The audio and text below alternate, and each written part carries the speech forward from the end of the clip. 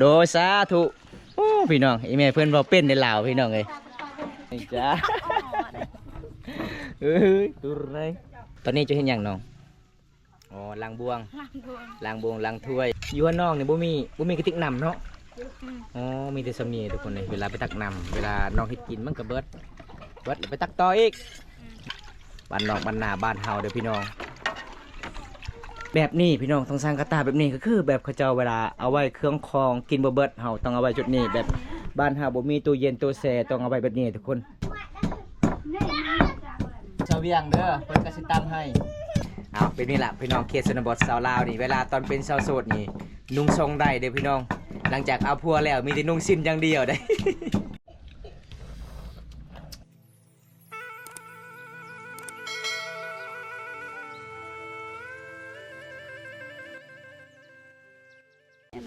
65อากาเด้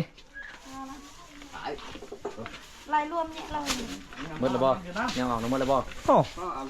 ทางพ่อแล้วเวียดนามนี่ว่าเป็นเนาะภาษามังกรเนาะเก่งเนาะเจ้าก็ว่าเป็นภาษาเวียดนามบ่2คนนี่บ่เป็นเบส40อะไรเขาเบส65 60ก็บ่ได้150,000เอากะสิจ่ายเงินก่อนเด้อทุกคนเด้มื้อนี้ก็น้องในแม่ใหญ่ในพี่น้องเฮาชาวเวียดนามเว้าภาษามังกรได้แต่เฮาเว้าภาษาเวียดนามบ่เป็นเลยทุกคนเด้เอาตอนนี้2สาวพาเฮาเข้าหานแล้วตอนนี้เฮาก็ซื้ออาหารมาเรียบร้อยแล้วก็ซื้อของเย็นได้ยังเด้เบิ่งก่อนได้ยังได้กระแลมได้ยังได้ปลาทะเลได้นี่เนาะโอ้โดยเอาปลาไปเมื่อใดเงินเจ้ามีแต่1,000นี่บ่น้องจะใส่โทรศัพท์บ่ไปชุดก้อนก็เห็น1,000นี่ทุกคนมาชุดนี้ก็เห็นแต่1,000น้องบ่มีเงินบ่มีคำแบบเขตหมู่บ้านน้องก็หาเงินหาคำบ่เป็นพี่น้องรับจ้างกับบ่มีเด้อทุกคนเลยเป็นหมู่บ้านนอกสุขเก่าตัวเมืองพี่น้องเอ้าได้กะสิพา MC เด้อครับโซเลยพี่น้องตามติดไปที่ชีวิตสาวลาวหมู่บ้านนี่พี่น้องมีที่สาวสวยทุกคนงานแบบธรรมชาติ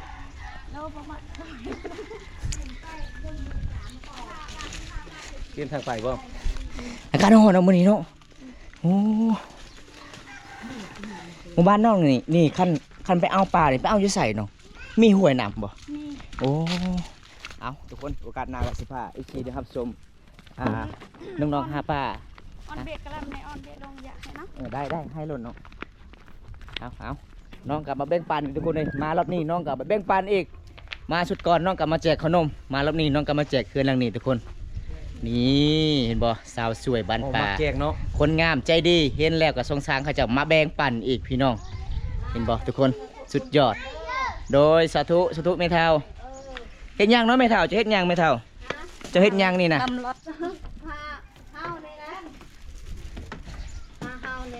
โอ้ห้าเฮาบ่อ๋อ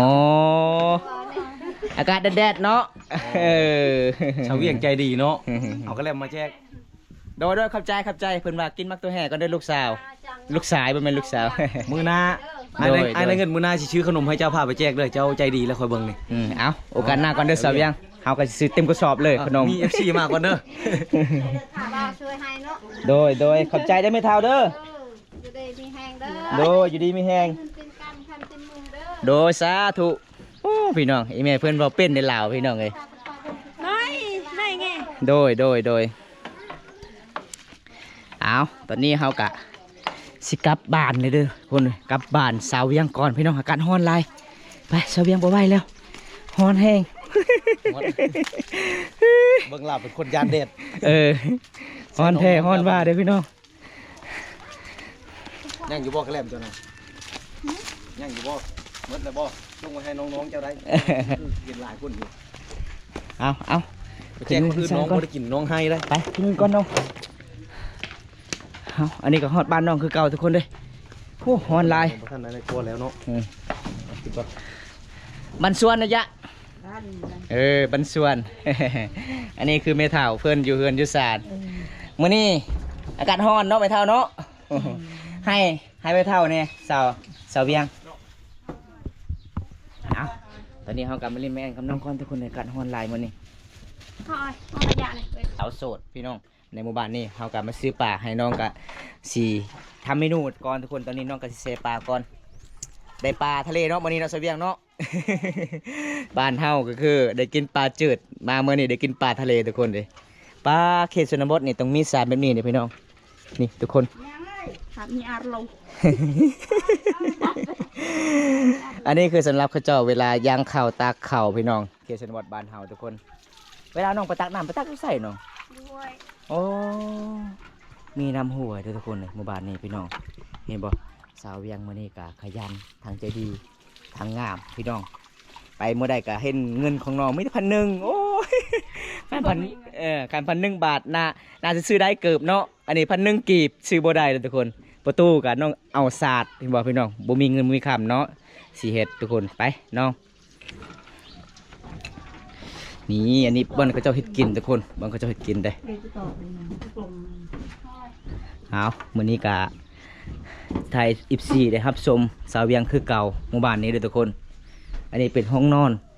อีพ่ออีแม่เพิ่นแล้วก็น้องก็บ่ได้นอนเด้อทุกคนเฮือนเพราะว่าน้องก็เป็นนอนซอยอยู่เฮือนเอ้ยของเพิ่น ผมเอาเนาะ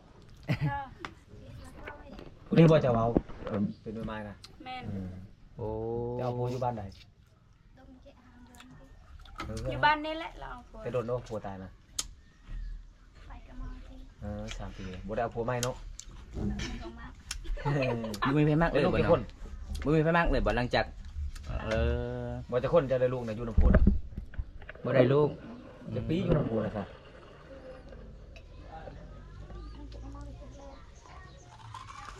แต่กระยะถูกกระเจี๊ยบที่กับบ้านที่มองมาถูกมาห้ากับบ้านกับมัน เออ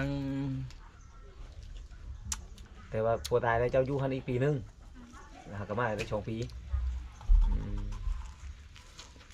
แต่ว่าชื่ออยู่น้ำผัวได้จักปีนะบ่ได้ลูกเนาะมันยังเฮ็ดกับผัวนะถามได้วันนี้ได้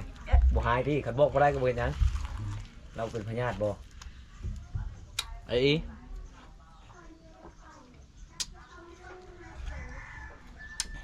บ่สบาย บ่จะได้อีผัวเจ้าก็เนาะบ่คือจะได้บ่ ถ้าเป็นคนมักเอาเนาะ จะ แล้ว ได้ บ่ บ่รู้ แล้วบ่เอาเลย นักเตะกำลังเตรียมไว้ในตัวเบิ้ลเละยวัดหรือมัน อ๋อให้มันคลายเครียดก่อน ยังบ่ทันได้คันที่เว้าง่ายๆเนี่ยบ่ทันขึ้นจักได้ โดย หาก็มายังบ่ทันขึ้นจักได้ยังกินฮอดผัวอยู่แถวบ้านนี่เวลาคนเสียชีวิตเขาเฮ็ดระปื้มบ่ตีกองบ่ตีบ่ ไอ้ตะเบิ้ลเกย บ่เคยเนาะบ้าน บ่ นี้ เค เนาะ ยเนาะ เฮ็ดนั่นได้จ้ะตายแล้วไปชงเลยไปพังเลย อันแกะละแกะหยันกันเบิ้ลตะแกงอะไร งั้นสิชื่อเนาะ งั้นซื่อ คล้ายๆแบบคนลาวเผ่าผู้ไทยเฮาเนาะงั้นสิชื่อเดี๋ยวหมู่คู่เอ้ยน้องมางั้นแล้วก็หาอยู่อันกินมากินแม่นว่ะ3-4 ปีแล้วกูว่าจะเฮ็ดน่ะบ่เฮ็ดเนาะเวลาตายแล้วหรือว่า3 ปี 4 ปีจะไปเฮ็ดบ่เฮ็ดระปื้มน่ะตีกองบ่ตีเลยบ่ บอ ๆบ่ได้เฮ็ดบ่ได้ทางนี้ แล้วเลยเนาะ เฮ็ดบ่ได้ โอ้จะคล้ายๆแถวกระตุ้มมหาดแถวกระตุ้มมหาดกับบุเคยเฮ็ดได้แบบนี้แหละแบบเจ้าว้าวนี่แหละ เอ็ดล่ะเจ้าอะไรปิงเลยฮะ มีแต่งานดองเนาะไปงานแล้วก็ผู้ชายไปยิน ไล่ ไล่ ได้ แม่น เล บอก ยแกะเปล่าหรอเจาะบ้านเลยแกะเปล่าไฟได้เลยแกะเปล่า บ้านเคยเนาะบ้านพูนดีเนาะใกล้ๆกันอยู่กับบุคือกันเนาะฮีทเนาะ อยู่บ้านภูมีกะมันขึ้นกับแต่ละครอบครัว เพื่อนเคยเฮ็ดบุเคยมันบอก เรียนเลยแกะตื่นมาแอม เพื่อหลายแทบบักคอยนะ เอาทุกคนมามื้อนี้อากาศร้อนเลยชวนคนอื่นมากินเบียร์กินเหล้ามาเฮามื้อนี้กินติเป๊ปซี่ กินเป๊ปซี่มิรินดาทุกคนเลย เบิ่งน่ะ ถูกป้ายแล้วแม่ เบิ่งน่ะเบิ่งได้ขอเบิ่งได้ตัวเคียวน่ะมันจางอันนี้มันของเวียด ของเวียดนาม แต่ของลาวหรือว่าของไทยใครได้ เอาในใจเกลืออ่อนไปเกลืออันเทรวย ของลาวเฮาจึงแซ่บกว่าพอจะว่าบ่แซ่บเนาะเป็นความเจ้าลีคอยละเห็นคอยเคยกินของลาวกินของไทยมันแซ่บ แล้วแอมเอาปกติเปล่า แอมบ่แอม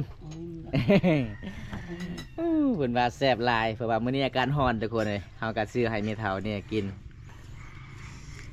อันนี้เป็นน้องสาวเวียงทุกคนตอนนี้น้องเวียงกับเพิ่นกำลังสิตำแจ่วพี่น้องกินสมเมียงเด้กินมักตัวแห่พี่น้องบ้านเฮาก็ส่วนหลายก็อาหารหรือว่า กินสมส่วนหลายก็ตำมักตัวแห่หลายทุกคนเลยใส่หัวสิไข่ไปพร้อม นี่แหละพี่น้องวิถีชีวิตสาวลาวสาวลาวเป็นสาวลายตุดอะไรตุดโลในจ้าเอ้ยตุดในตอนนี้จะเห็นอย่างน้องอ๋อล้างบวงล้างบวงล้างถ้วยเอา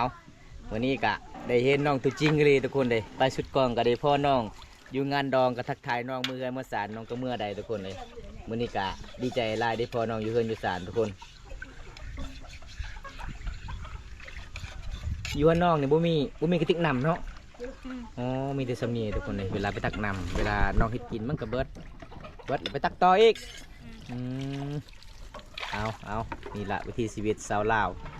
ดำลงชีวิตบ้านนอกบ้านนาบ้านเฮาเด้อพี่น้อง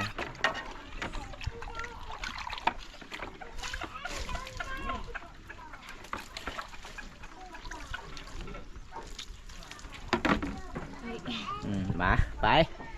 เบิ่งสูตรสาวเวียงก่อนตำแจ่วทุกคนตำแจ่วกินส้ม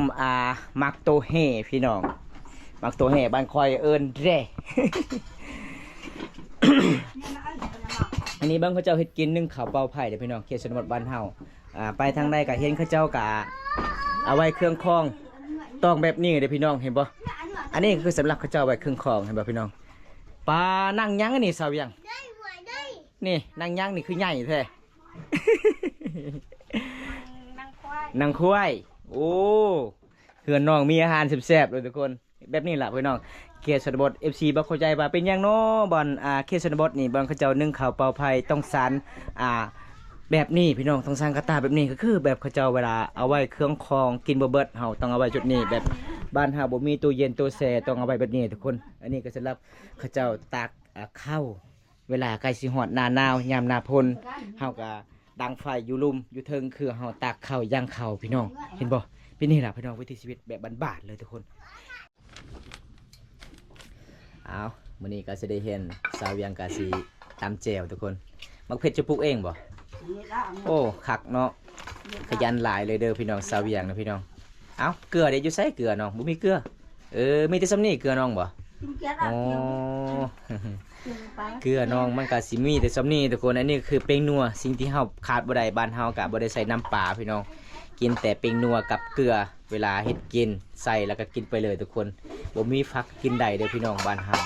Pin đồ một pin mới chăn tơ vào lưng mình. Cô thằng hàng tặng cả mà. Tôi mẹ tạm thế. Tôi mẹ chăn tơ vào ăn đi. Bay lông. มาบาดนี่ Ba to tiêu. แต่บาบนตาตำนี่ทึกตาแน่นอนพี่น้องเอ้ยบ่ได้กับยานมาเพียรทึกตาเด้ทางทึกตานี่มันแสบหลายพี่น้อง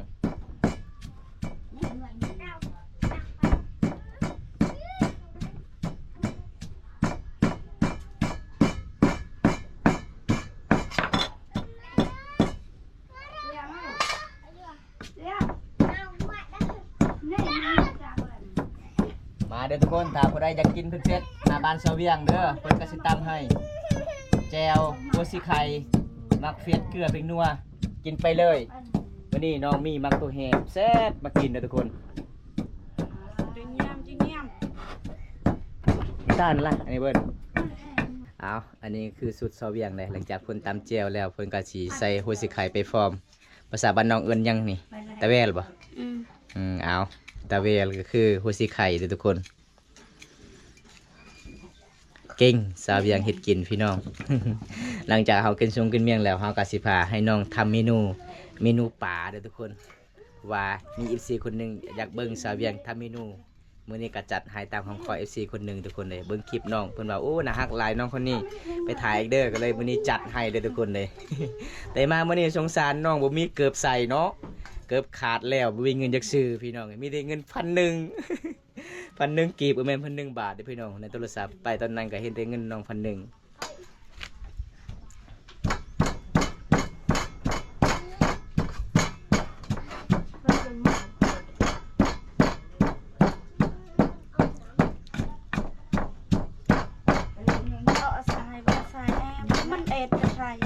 บ่มีขิงเนาะมีขิงน่าสิแซ่บหลาย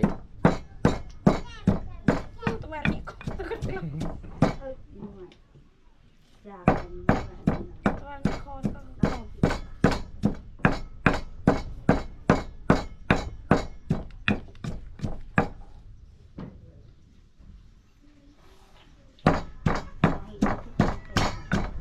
มาทุกคนมา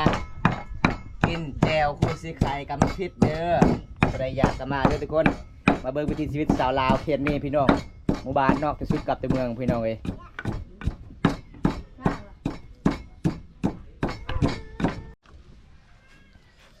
ทางนี่ นี่ยังเสพตาแล้ว ยันจบมา เตน่ะเจกระบังเตียวอย่า เออ คุณแก่ก่อนละกเตียวยุ่งยากมาเตียวเตียว เอาเบิ่นว่าอันนี้ใส่ลายเชฟลายเด้อพี่น้อง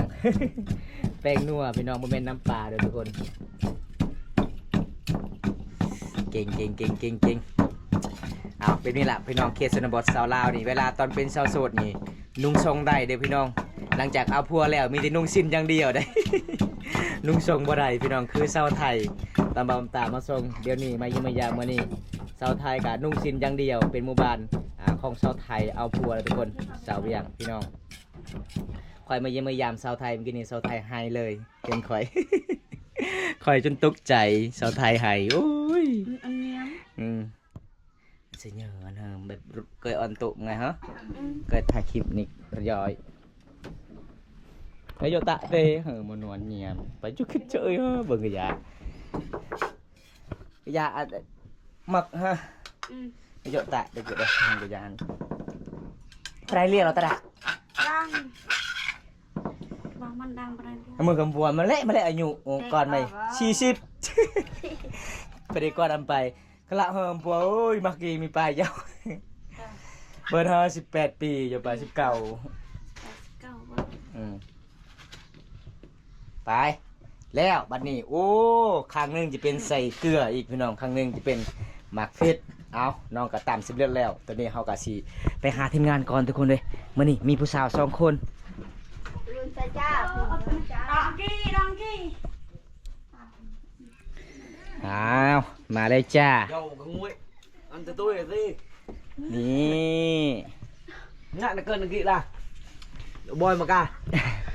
สูตรเข้าใจบ่สูตรชุดหมู่บ้านนี่มันคักกว่าเด้ถ้าจะมักเค็มเจ้าก็ต้องจำเค็มอีก treo chút cháu hiền cái con này เป็นยังไง tắm mà leo xe cửa chút thằng khang đi khăn bó phò leo cửa này เอามาเด้อทุกคน อันนี้ก็คือสูตรแจ่วสาวลาวสาวเวียงคนงามหมู่บ้านนี่ทางนี้เกลือทางนี้มักฟิตถ้ามักเกลือจำเกลือมักถ้ามักฟิตจำทางนี้ทุกคนคักเนาะสูตรเจ้าเนาะเก่ง มื้อนี้ก็สิได้กิน hàมันôn lên bảo đừng muốn ôn này มักโตแห่บ้านคอยเอิ้นแร่นี่มาเด้อทุกคนกันในเอากินนำกันเด้อพี่น้องน่าสิแซ่บหลายพี่น้องนี่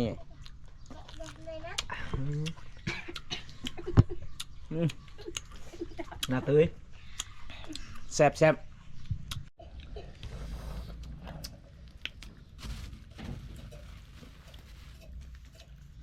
mà phải mày bơn quầy thầu cái này cưới mày chà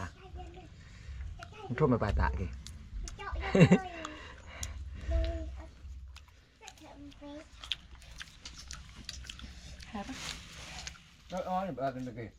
เนี่ยเลย พอได้เอ็มมาเมื่อกี้ป่ะตาบนใต้นอนนะ มันว่าเรื่องไหน Đấy. đồng tạm ăn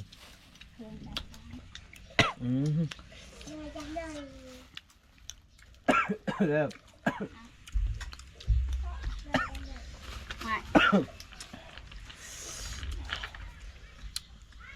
โอ้ยแสบหลายทุกคน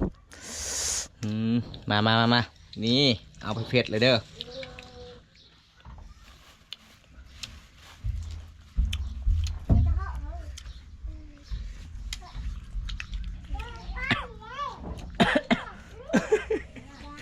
จะnhận này tăng cân họ